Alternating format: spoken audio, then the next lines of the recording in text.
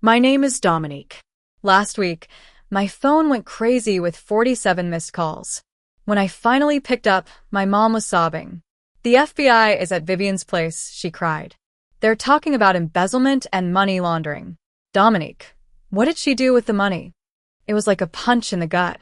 I hadn't touched a cent, but my sister, the one who got it all, was in a mess. Before I tell you how we got here, let me take you back to the past. Growing up, I always felt like an outsider in my own family. My sister, Vivian, was 5 years older. She was like a star, and everyone revolved around her. When she graduated from high school, my parents threw a huge party with over 200 guests. When I graduated from college with a top-notch degree in finance 4 years later, we had a simple dinner at a local diner. My parents owned a successful furniture manufacturing business. When Vivian decided to stay home and help with the family business, they bought her a luxury car and a high-end apartment in the city center. When I told them I'd been accepted into a prestigious business school in New York, my father frowned and said, "We can't afford to send you there, Dominique. You know how it is." I understood, but it still hurt. I took out huge student loans, worked 3 jobs, and graduated with honors. My parents didn't even show up at my graduation because the business needed them. Meanwhile, Vivian was on a vacation in Europe. I moved to New York, got my financial analyst license, and started working for a well-known firm. I paid off my loans all by myself. I called home every week, sent gifts on holidays, but every conversation was the same. "How's Vivian?" My mom would ask first. "She's been so dedicated to the business." "How about you, Dominique?" It was clear that Vivian sacrificed, Vivian stayed, and Vivian mattered. I was just the one who left. 2 years before the big family meeting, my mom called in a panic about tax filing. "You're a finance expert, Dominique. Can you look at our books? We're so behind." I flew home on my own dime.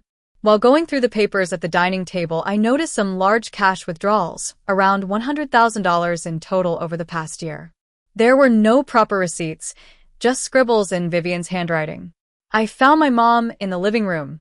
"Mom, I need to ask about these withdrawals. Where did this money go?" Her face hardened. "That's company business, Dominique. You don't need to know." I tried to explain that if the tax authorities audited them, they'd need proper documentation. Just then, Vivian walked in, arms crossed. "Are you seriously going through our private finances? Mom asked you to help with taxes, not to pry." I kept my cool and said it was a legal requirement. My mom stood up and snapped, "This is why we don't ask you for help. You always find problems and complicate things." Vivian added, "We've been running this business for decades.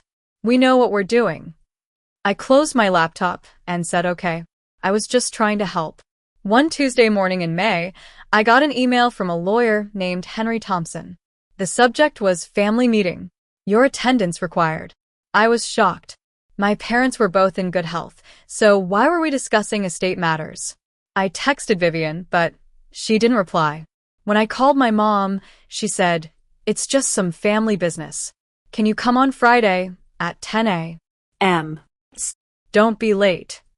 On the plane, I thought about all the possibilities. Maybe they were finally going to set up a proper retirement plan. Or perhaps they'd finally admit what Grandma Rose's will really said. Grandma Rose had passed away 6 years ago, leaving a trust fund. At the funeral, her lawyer mentioned equal distribution between me and Vivian, but my parents handled everything, and I was too heartbroken to ask questions. I arrived at Henry Thompson's office early. Through the glass panel, I saw my parents and Vivian sitting around a table, chatting and sipping coffee, with a stack of papers in the middle. They didn't even wait for me. When I entered, my dad just said, "You're here."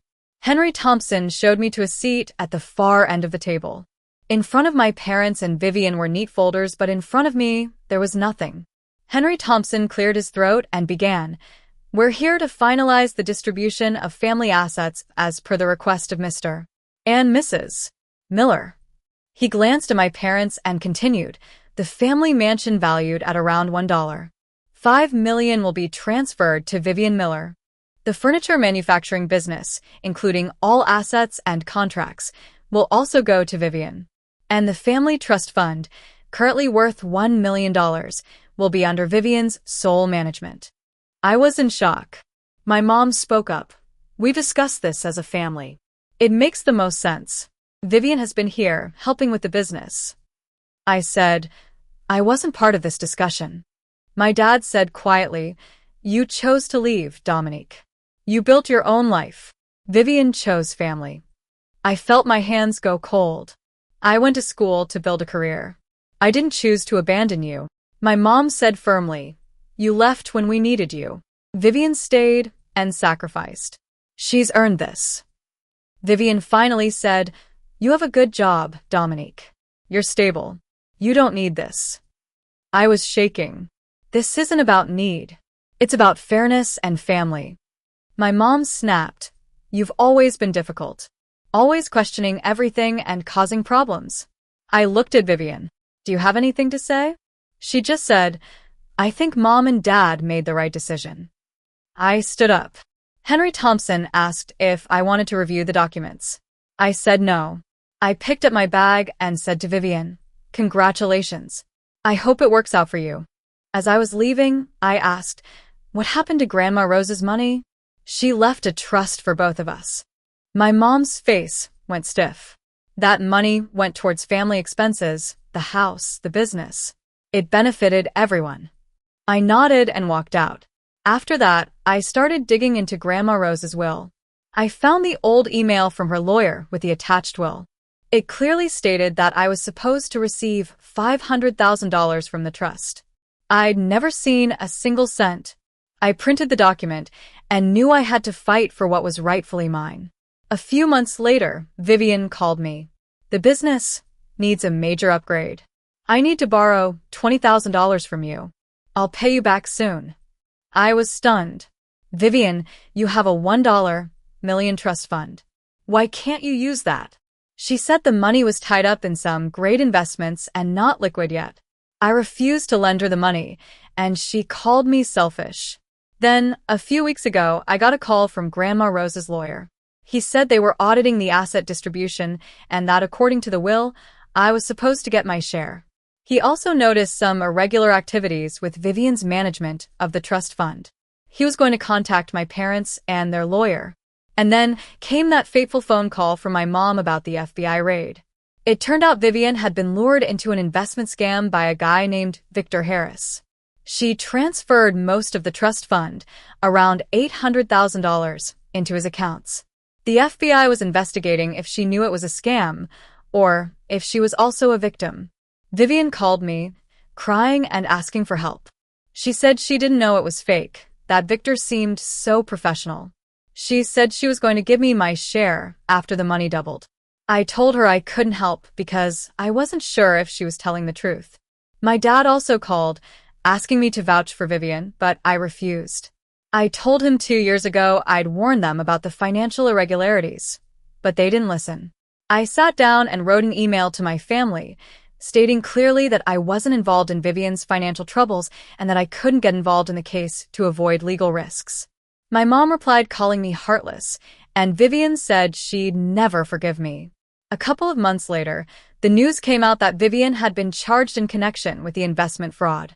She reached a plea agreement, avoiding jail time but having to pay a large fine, do community service, and was barred from managing investments for several years. The family business and the mansion had to be sold to cover the legal fees and restitution. 3 weeks after Vivian's sentencing, Grandma Rose's lawyer called again. He said I'd finally received my $500,000 from the trust. I had the right to sue my parents and Vivian for the full amount with interest and damages, but I decided not to. I just wanted the money that was originally mine. When the money arrived in my account, I felt tired rather than happy. My mom texted, accusing me of being happy about the situation. I didn't reply, but I had some friends who reached out, saying I'd been treated unfairly and that I deserved better. I used the money to pay off my remaining debts, bought a small apartment, and set up a scholarship fund in Grandma Rose's name for students in financial need. Sitting in my new apartment one morning, I thought about that day in the lawyer's office. It used to feel like the worst moment of my life, but now I realized it was the start of my freedom. I stopped waiting for my family to see my worth and learned to set boundaries. I may not have my family back, but I have myself, and that's all that matters.